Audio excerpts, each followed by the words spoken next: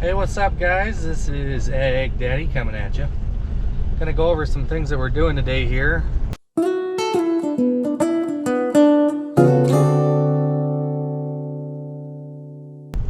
Just got done spraying the rest of the spring crop up here on the View property.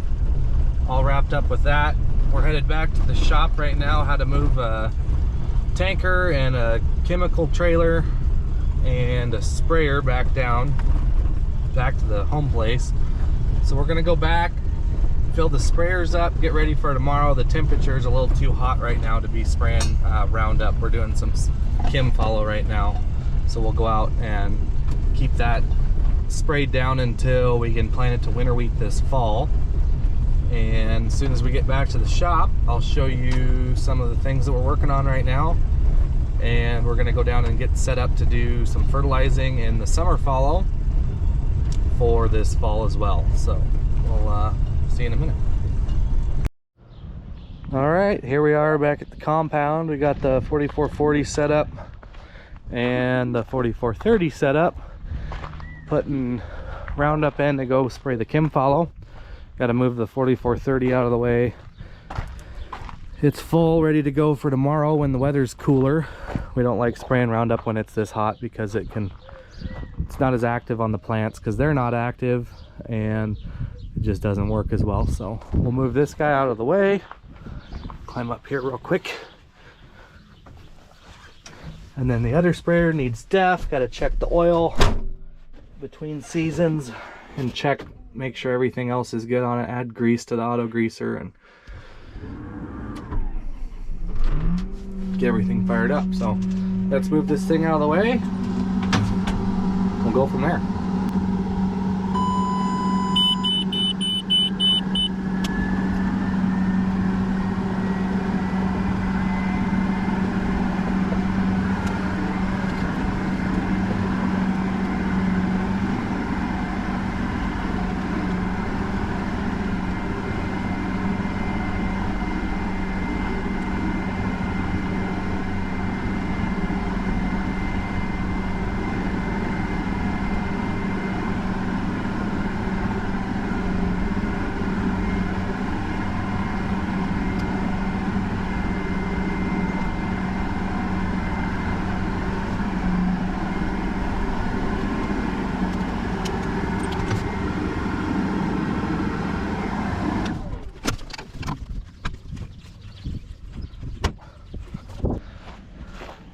So I was going to show you guys also the new combine that showed up.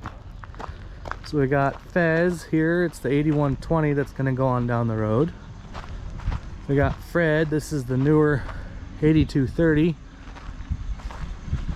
And we are now taking polls on what to name the 8240 here. We're looking for ideas. Our original idea right now is Steve, because we got Fred, Frank, Fez, and Steve. I don't know, Sturv. We honestly don't know what to call it yet. So yeah, let me know what you guys think. Anyways, so what we're doing, reason that 8120 hasn't gone down the road yet is this 8240 does not have rear wheel assist, and on these hills we really need it. So in here, basically back in there's a hydraulic motor that will run this, basically gives it four-wheel drive. This 8230 doesn't have it either, but if we have two combines that have the rear wheel assist, makes things a lot easier on the hills around here. You can climb better and get a lot more done. So here's what the hydraulic spindle looks like. There's some hydraulics here, so to change it out, we'll just take these 4 bolts out, pull this axle off, well, pull the spindle off, I guess you could say, and then we'll pull all these hydraulics out that are under here, trace those all the way up to the engine, see where everything bolts together, and this thing can go down the road. It was part of the deal when we traded it in that we needed to have all-wheel drive in that other machine, so we're gonna just rob it off of this one before it goes down the road. On to the next project. First cutting of hay just got done. Got it all hauled in. There's our handy dandy hay hauler tractor, semi. Not exactly what we wanted to use, but all the other trucks are tied up with farm equipment trailers and spray trailers and hydrous trailers and whatnot. So this is the baler setup, RBX 452 with a New Holland TS 100. It's a pretty sweet tractor for this baler. Makes life pretty easy. It's got a good turning radius and it works good. And then we set the old Bi-Di 9030 Versatile up on the square baler here, so we could do some square bales as well on that first cutting alfalfa. Normally we like to do this second cutting with small squares for the sheep and other animals, but we kind of mix and match this year just to get it done quick because the rain was coming. So now we're gonna head down south about 45 minutes away to the fertilizing outfit, and I'll show you what we got to do on that to get it set up so we can start doing some fertilizing.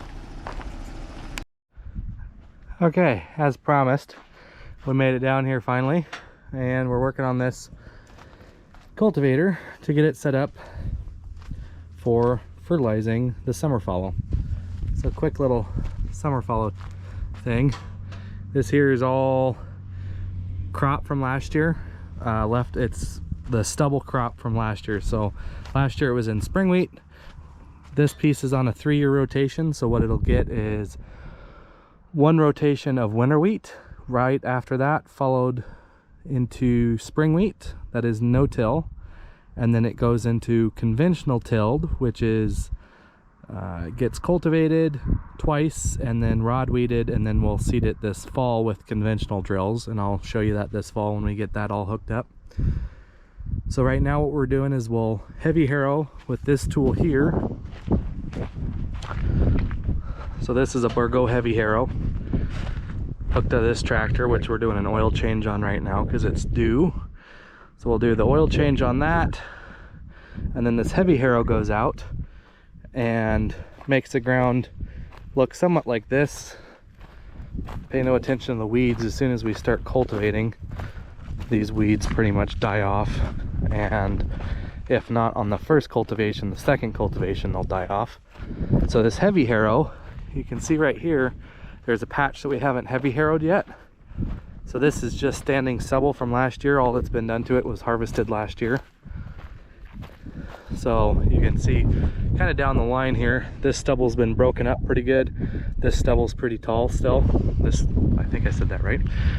Anywho, so we'll get this, once it looks like this here, we'll take that cultivator there and we'll till it all up and add fertilizer to the ground and our thiazole solution for plant nutrients.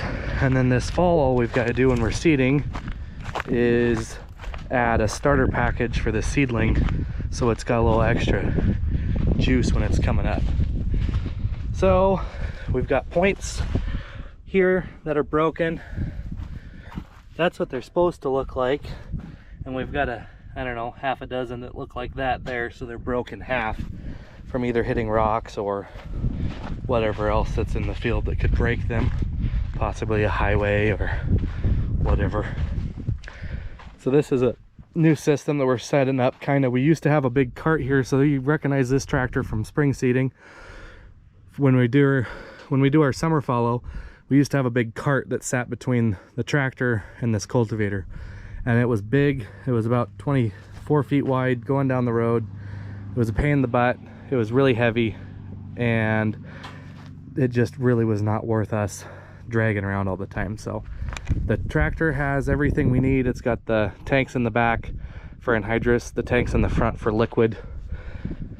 So we didn't have to pull that cart anymore, and we decided, screw it, we're just not going to mess with that anymore. So what we had to do is build a pump system, because all this used to be on the cart.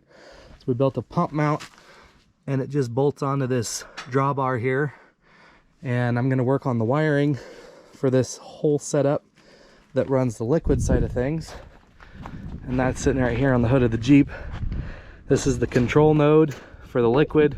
Basically it tells the boom valve when to kick on, and it gets its reading from the flow meter, and that tells it what to put for rate. So right here we have that's the flow meter. This is the boom valve, so on and off. And then this is the control valve. It's a PWM hydraulic valve. We went away from the bypass system or the electric. I don't know if a lot of you guys might remember the electric control valve that would go here. So that flow meter sees flow. And once the flow is seen, the computer tells this control valve right here how fast to turn the pump, and whether that pump is turning slow, putting out a little bit, or turning fast, putting out quite a bit of liquid fertilizer. It controls this, tells it how much to put down, how fast the pump will go, and then it flows through this system, out this hose here, and then it'll go to the back and to each one of the points. So that's what all these booms here do. Each one of these hoses goes to a point, and that is the liquid fertilizer that goes into the ground. So that's just the liquid side of things. I went over some of that with the Quadtrac on the anhydrous, and the anhydrous is exactly the same for the most part. You've got your control valve there, your on and off valve there, and your flow meter there, and that's all already on the Quadtrac, so we don't have to mess with any of that. All I'm doing is hooking up the new wiring harness here to go back to control all of these, hooking up some pressure hoses so I can see on the tractor what pressures we're running. We got to plug that hose. That's one of my fill hoses that we used to use on the cart. Still use it on the air drill, but we're not using that right now, so I'll just put a big plug in that and fix a couple of the points. And we've got some of them that are plugged, so we got to go in there too. So it's a mess of things, but when we get it going, I'll give you a video of that setup. That might be on next week's video, but we'll see how it all goes. So sounds like they got the oil changed in that tractor over there, and he should be able to start harrowing, and we'll get the rest of this cultivator going and be on our way. So all right, so we ran into a bit of a dilemma here. So remember I said that's supposed to look like that, and some of these are broke. Well, these are plow bolts, which means that they're square inside the bolt so that it'll hold that bolt from spinning when you go to take the nut off. Well, these have broken half right there, and as you'll see, this nut will spin because this hole is no longer square. Obviously it's completely broke off of there. So now we've got these bolts that are stuck in here, and no matter what we do, put channel locks or vice grips or anything on there to try and hold that from spinning, when we take that nut off, they just fall off. So we've got to grab probably a razor wheel, cutoff wheel, and try to go under there. But I value my finger, so I'm going to see if one of the other guys wants to do it. And there's a harrow over there that's broken. I think once that's fixed, we can try and go fertilize. Stand by for more reports. Well, hey there again. I know I said we were going to be done with this thing pretty quick, but I lied. Because as we were greasing it, waiting for somebody that cares less about their appendages to use this razor wheel, we found a cool little issue. You okay, little buddy? Nice crack. Anyways, it's one of the rear support beams for this cultivator, and it also holds up all of the rear harrows. And it just goes from that bolt there to that bolt there, but with it twisted the way it is, it's pulling this apart, and it's just in general something that needs to get fixed. So one more thing we do, but we'll weld that guy there. I've got another piece that's a little smaller than this that's going to go there, and we're done with that. Slap this bad mamma jamma on top. Should be good as new. Stand by. So as I said, this thing's twisted, so what we're going to do is we're going to hook the crane up onto it and see if we can't. Yeah, we can try it, see if it moves at all. We're trying to close that gap up a little bit.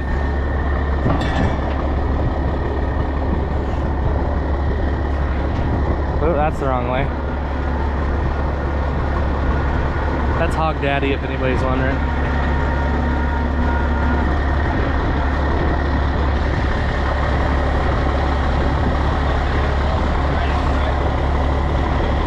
Let's just try it.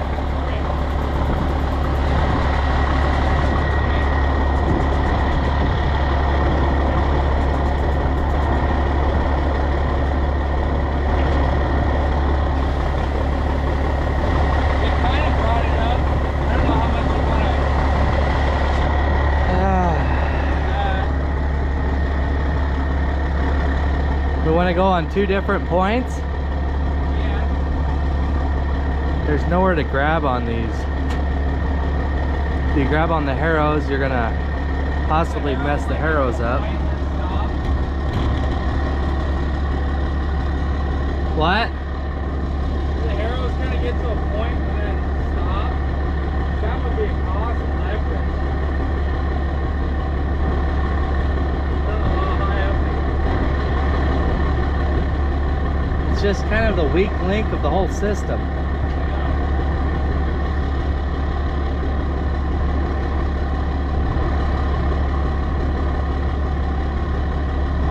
I don't know, we could try it.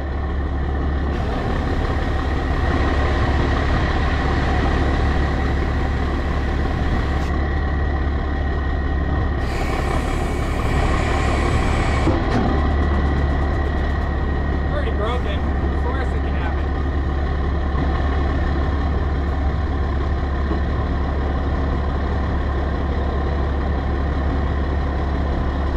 Vroom, vroom, vroom, vroom, vroom, vroom. I don't have a foot pedal on this.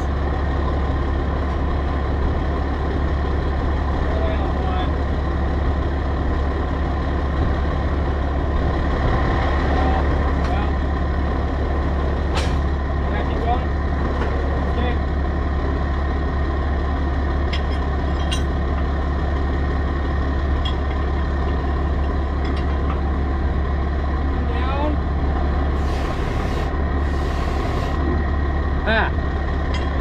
Okay, I was wrong. I'll admit it. I was wrong, Scott. Hog Daddy.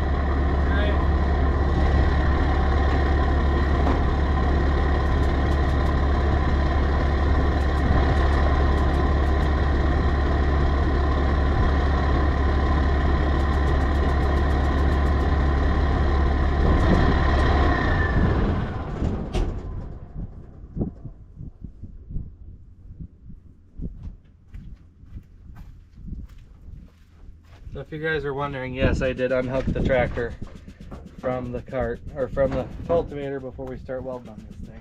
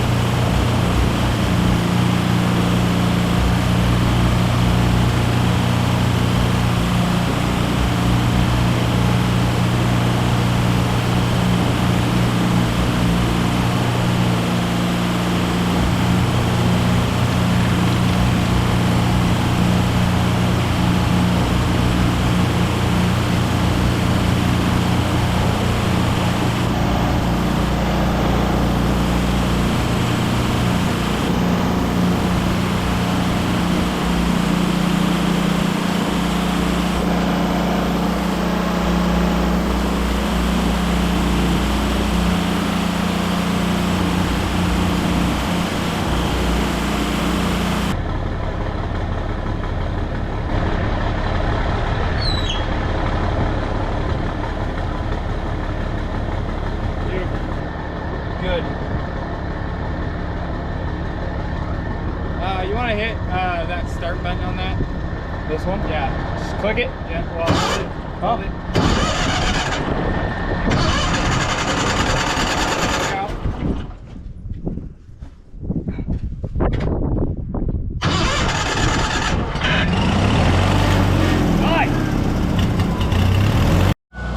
Hope you guys like this, because I have to come in here, clean my hands, grab the new battery, change it all out on the GoPro so we can keep doing this time lapse. And we're learning. It's okay, I'll get you guys set up here again. You just keep watching Scott.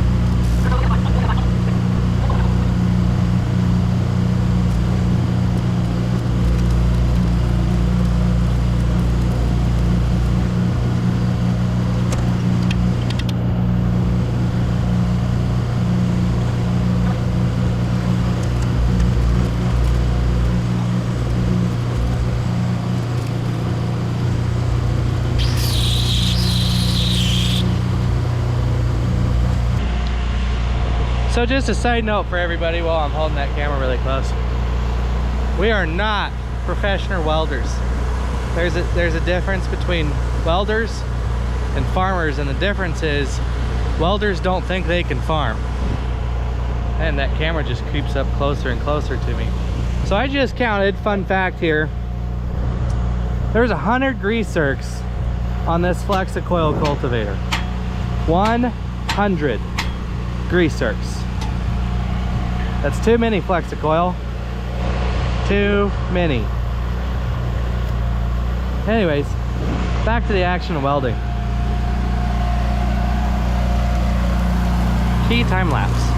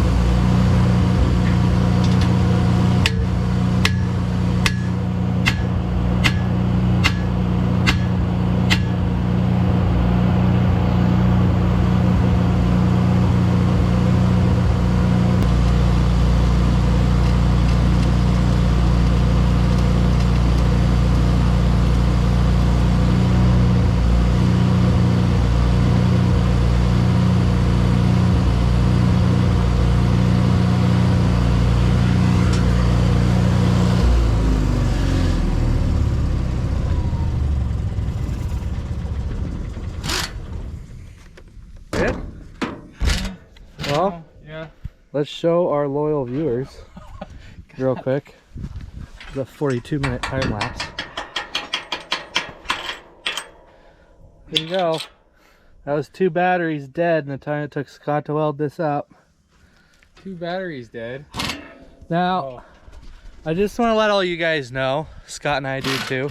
Like I said, A, we're not professional welders. And B, some of you might say, oh, you welded across the structural part of a piece of square tubing. Look at my good eye and tell me if I care. Yeah, because I don't.